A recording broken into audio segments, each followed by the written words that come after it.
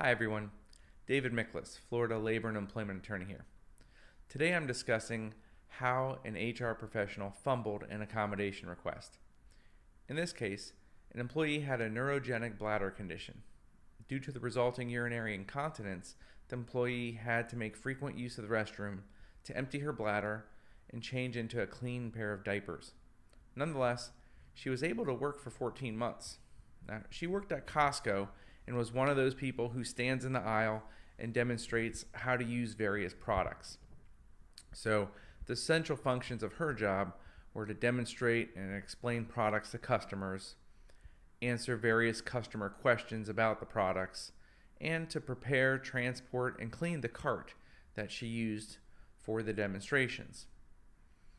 This employee took bathroom breaks as she needed to use the toilet and to change into a clean pair of diapers due to the urinary incontinence caused by her condition of neurogenic bladder. About a year after she began working, her manager informed her and her coworkers that from that point forward, they could only use the bathroom during their lunch break or during their scheduled 15-minute break.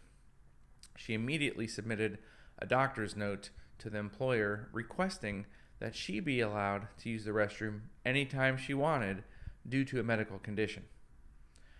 A human resource generalist for the employer wrote a letter to the employee stating that the employer was unable to provide her with an accommodation at that time because it would, quote, pose an undue hardship to the company and or necessitate the elimination of essential job functions of her position.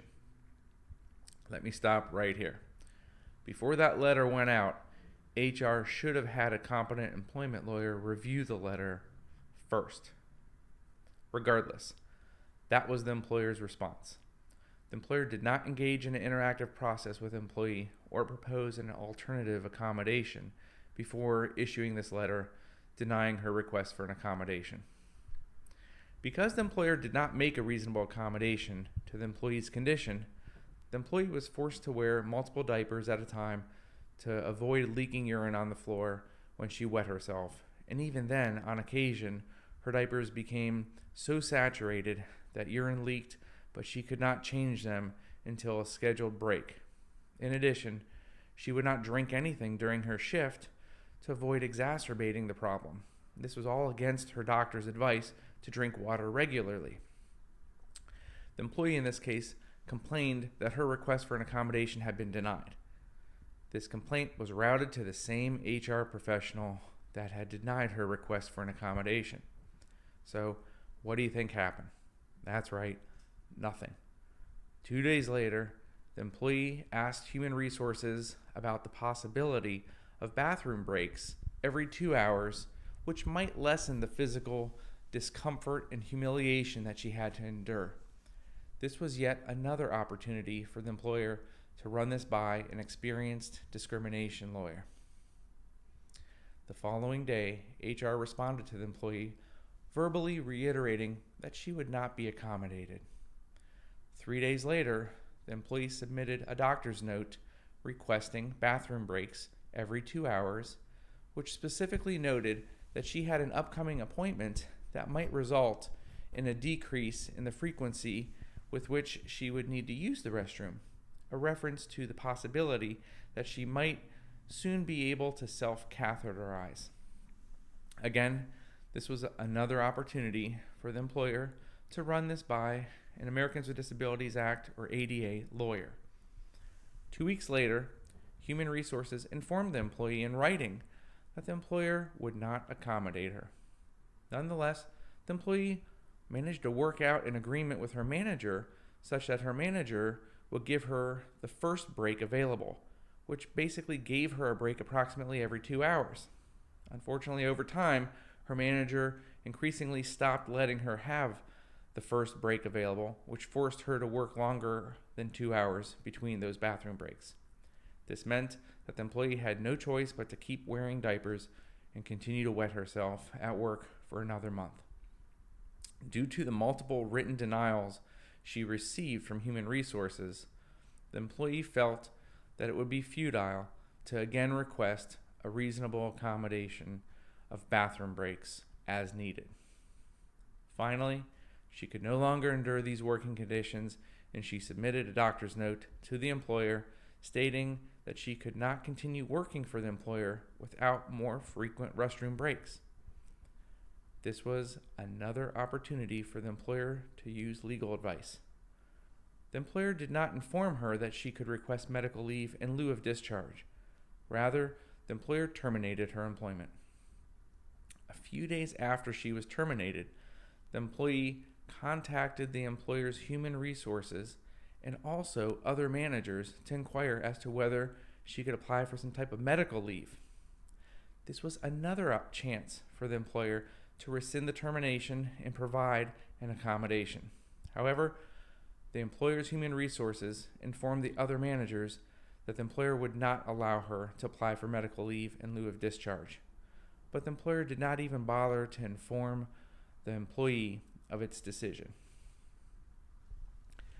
The employee filed a charge of discrimination with the U.S. Equal Employment Opportunity Commission, or the EEOC, alleging that the employer denied her a reasonable accommodation for her disability and constructively discharged her on the basis of her disability in violation of the ADA. Not surprisingly, after the EEOC investigated, they concluded that the employer denied the employee a reasonable accommodation for her disability and constructively discharged her on the basis of a disability in violation of the ADA. When the employer did not agree to the terms demanded by the EEOC in order to settle the matter, the EEOC sued the employer in May of 2019.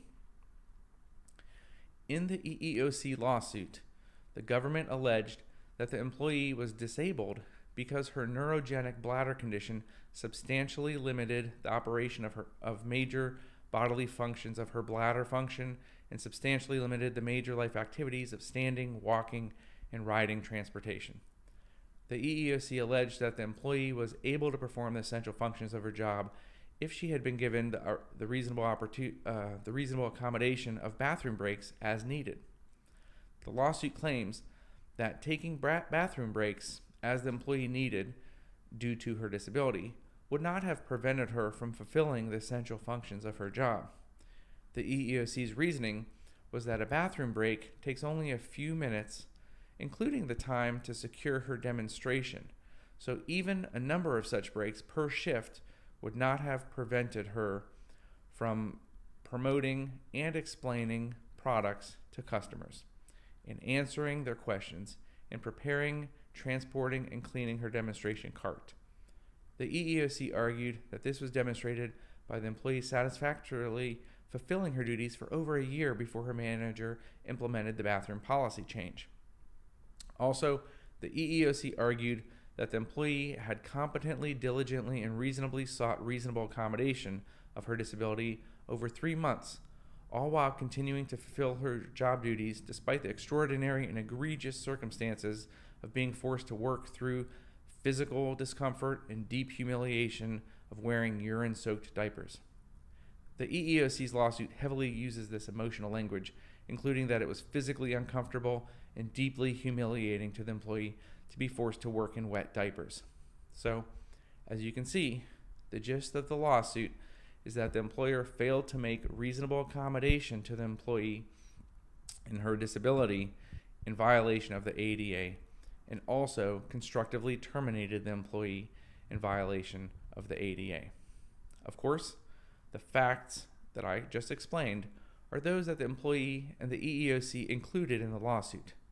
The employer may have defenses, but it certainly will be expensive for the employer to defend these allegations. This is another example of how not properly handling requests for accommodations can cost an employer a lot of money. Now, getting sued by the EEOC is not cheap. Even if the employer settles, they will be forced to pay tens of thousands of dollars to the employee and also pay tens of thousands more to their own lawyers. And they will have to revise their accommodation policy, almost certainly, probably retrain everyone, which will cost thousands more, and they will have to have the EEOC looking over their shoulder for the next few years and have the negative publicity associated with settling a discrimination lawsuit with the EEOC. Florida employers should learn from this recent case that it is important to send HR professionals to regular training that addresses legal issues such as reasonable accommodations under the ADA. I hope that helps. If I went too fast or if an issue is a little too complicated, just replay this video. Have a great day.